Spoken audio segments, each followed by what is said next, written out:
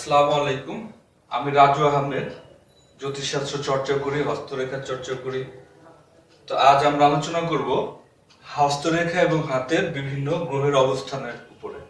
সৌরজগতে যেমন 9টি গ্রহ আছে, হাতেও তেমনি 9টি গ্রহের অবস্থান আছে। তো প্রথমে বলবো আমি বৃহস্পতি, তর্জনী বা বৃহস্পতির আঙ্গুল। এই আঙ্গুলের নিচে বৃহস্পতির অবস্থান। মধ্যমা ও শনির আঙ্গুল, এই আঙ্গুলের নিচে শনির অবস্থান। অনামিকা বা রবির আঙ্গুলি, এই আঙ্গুলের নিচে রবির অবস্থান। এই অবস্থান দেখে রবি গ্রহের অবস্থান বিচার করা হয়। বুধের আঙ্গুলি,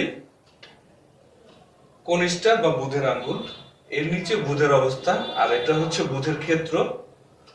এখানে হচ্ছে রাহুর ক্ষেত্র বা দ্বিতীয় মঙ্গলের অবস্থান।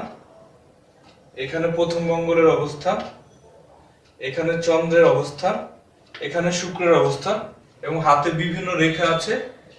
আমি আস্তে আস্তে সব আলোচনা করব। তো প্রথম শুরু করব আয়ু রেখা থেকে। বৃহস্পতির ক্ষেত্র নিচ থেকে একটি রেখা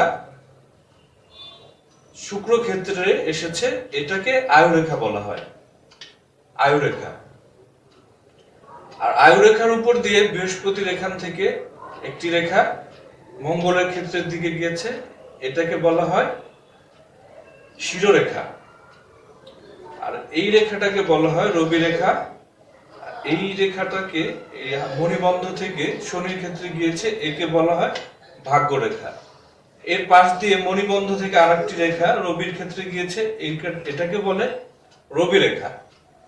আরেকটি রেখা গিয়েছে বুধের ক্ষেত্রে, এটাকে বলে বুধ রেখা। আর এই রেখাগুলোকে বলে, ছোট ছোট রেখাগুলো এখানে থাকে, এই রেখাকে বলে ভ্রমণ রেখা।